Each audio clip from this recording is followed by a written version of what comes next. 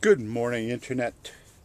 It's a beautiful, calm day, a little bit cloudy, but projected to become very windy in advance of a cold front.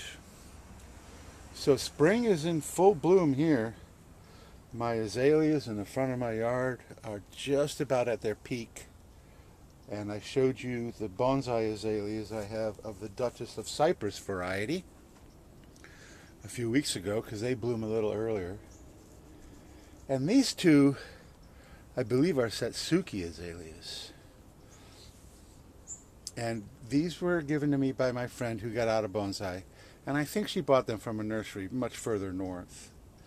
And they're just beginning to flower. There's a little flower right there, just a tiniest little bit of purple or pink or whatever it is. And then, oh, there's a couple more over here that are just beginning to flower. Here's one. But they've also popped new growth. This is another one that was loaded with buds. But now they're all hidden underneath all this new foliage. See, there's a bud right there. So I've decided to repot them. They're a little bit root bound. They're in these cloth containers, which are interesting containers. They're kind of like a plastic bulb pan, but I guess they help the roots breathe a little more or something like that. I don't know. But today I'm going to plant them both into larger pots, into a 10-inch bulb pan. So I'm going to go, this is close to an 8-inch bulb pan, so I'm going to put them into a 10-inch bulb pan. I'm using my homemade sifted leaves plus a little bit of commercial potting soil mix. And I did not add any lime because azaleas are an acid-loving plant. And in fact, somewhere between 4.5 and 5.5 pH. So that's very, very acid. So no lime in this soil. Typically when I mix up my soil, I add some lime to bring the pH up a little bit because composted leaves can become very acid. And that's just a natural part of the composting process. And that's really why azaleas love acid soil, because they are an understory plant that grow in the shade of larger trees. And as those larger trees drop their leaves through the years, and those leaves compost, that soil becomes more and more and more acid. So no lime in the soil. And I've tested them. And this one here is just going to pop right out of the container. The other one is going to need a little work. I may have to saw some of the outside roots to get the container, to get it out of the container. So I was a little wary of these. I'm thinking, are these even going to live? But you know, they've thrived now for a year and a half. And actually, they've grown and they've produced some flowers. Last year they didn't flower much, but this one especially, even though it's very difficult to see them now because of all the new growth, it had 50 or so flower buds. So when it does bloom, it should be interesting. These guys bloom later than the typical landscape varieties that you see around here, the indica varieties. So it'll be interesting. But I'm definitely going to give them some more space. So I'm going to get started. I'm going to go get my tray. And I'm going to do very little root pruning, if any. I'm just going to give them more space, let them grow on. So I've got my tray to catch renegade soil. Oh, I need the other pot. I need an empty pot for it to go in. And then I've got the other pot full of soil. Now, one thing about these guys is they don't have much style. They were chopped back tremendously. Oh, here's a little tag. What does it say here? Gump. Gump W. Does anybody even know what that is? I guess it's a variety. And it was potted up June of 2022. Interesting. I'll have to look that up. So here we go, the root ball. Now this is a very peaty mix, and it's a little dry because we had a lot of wind. Like I said, right now it's okay, although the wind is beginning to pick up. So I'm really not going to do much root pruning at all on this thing. Just, I like to soften the sharp edges on the very upper end of the outside of the soil ball, and that's about it. So then another thing you don't want to do with azaleas is plant them too low. So every time you replant, you want to make absolutely sure that you don't bury the trunk.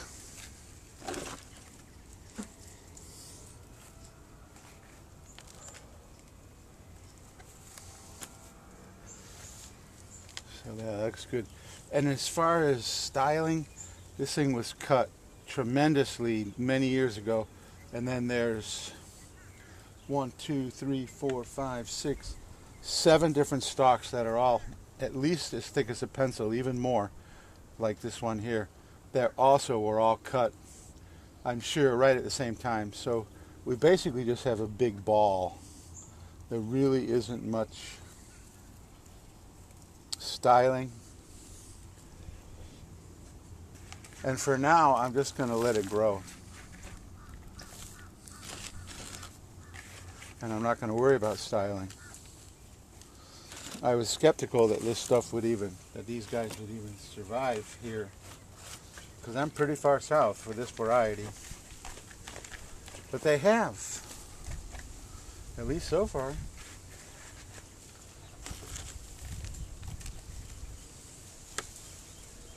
And so once this new growth elongates and it begins to harden, I may very well attempt to take some cuttings.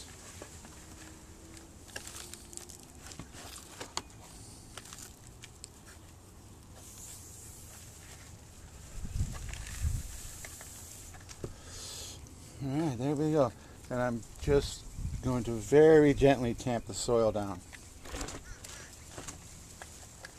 Do not want to push the soil really hard down into the pot.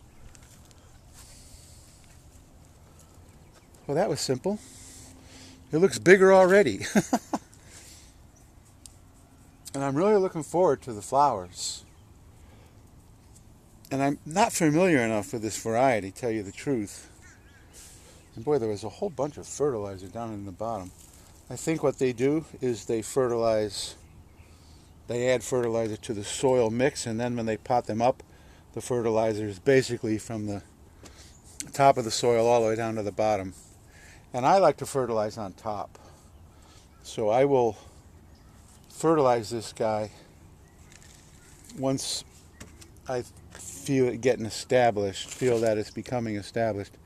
Then I'll give it some fertilizer. And it appears as though the fertilizer that's in there is still fairly viable. So I'm not going to fertilize right now.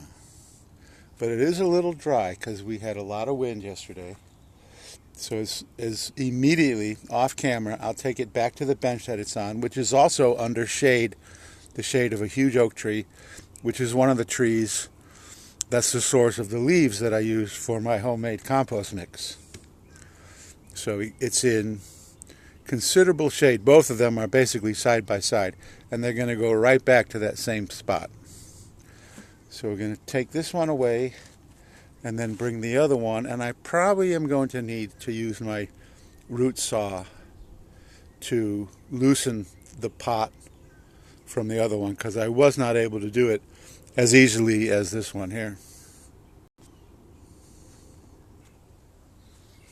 So I'm going to start by trying to do it by hand again.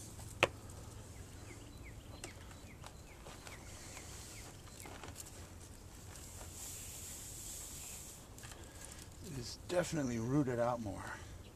And this one has some potential, as you can see here, for some styling.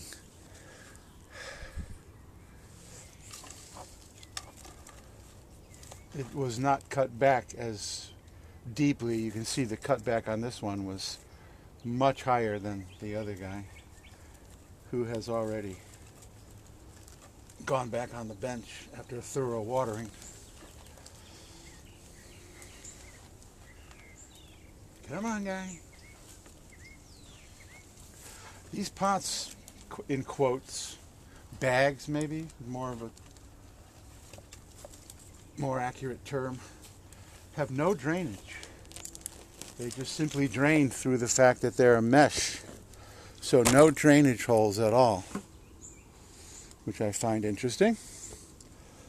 Okay, and the root ball is, as I expected, pretty dense, pretty full. So they are just going to love a bigger pot with some new soil. And I'm going to take this older peaty soil and add it just a little bit. Okay, and here we go. And you know, when I'm looking at the front, this is probably the best front with the way it moves up into here. You know, get rid of that guy. But because it's in a round pot, and it's going into a round pot, worrying about the front is totally unnecessary until you're ready to turn it into a bonsai.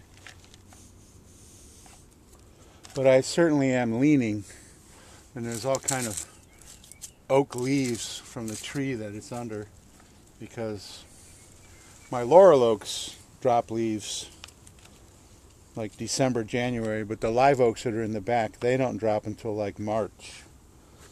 So they're just beginning to drop. And it's the same procedure as the first one. I want to make absolutely sure that I don't bury the trunk.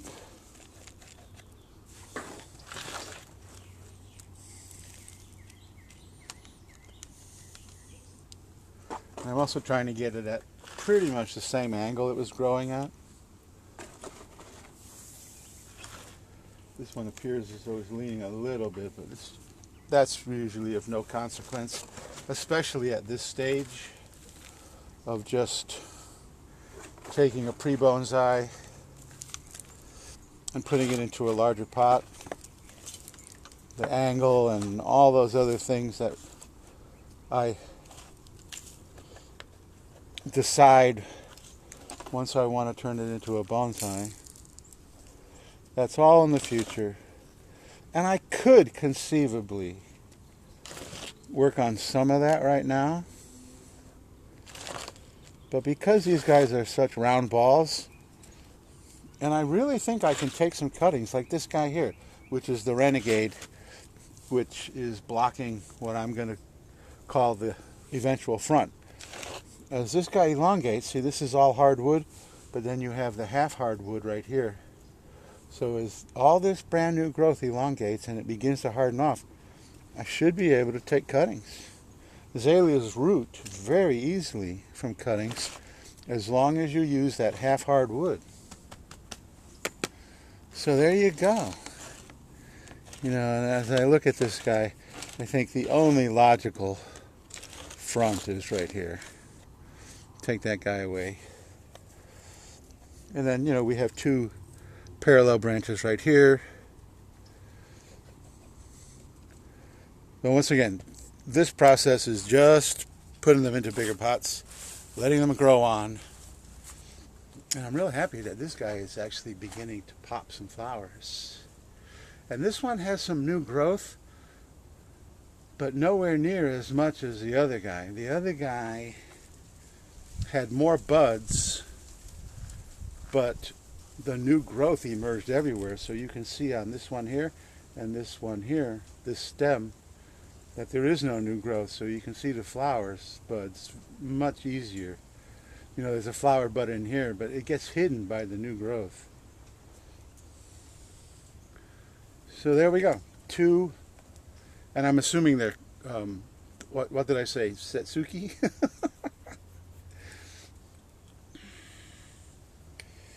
And maybe I'm going from a skeptic to a believer, because have never, well, once again, a lot of times, because I was a landscaper, I look around.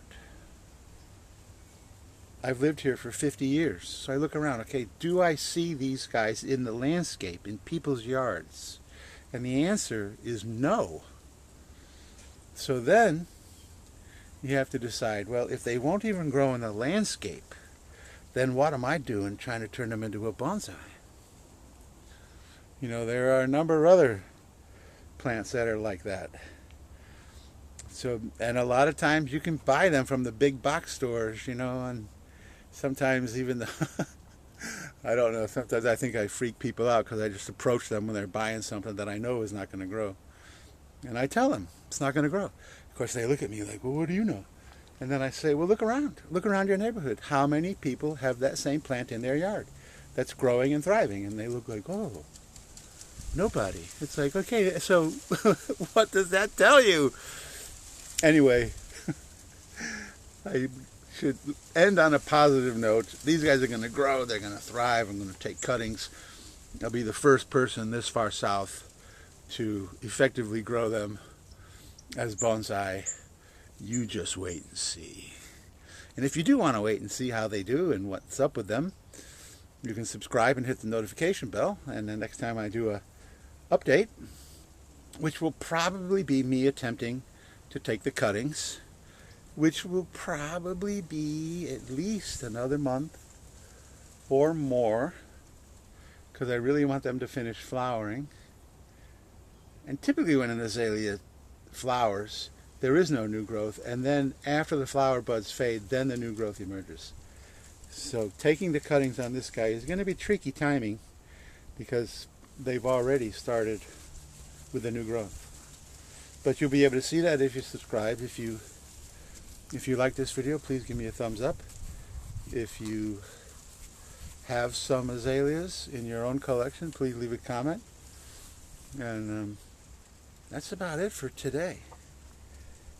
So the wind is just beginning to pick up, but there's actually a wind variety, wind advisory. That's how windy it's going to get before the front. So thank you so much for watching Woodcrest Bonsai.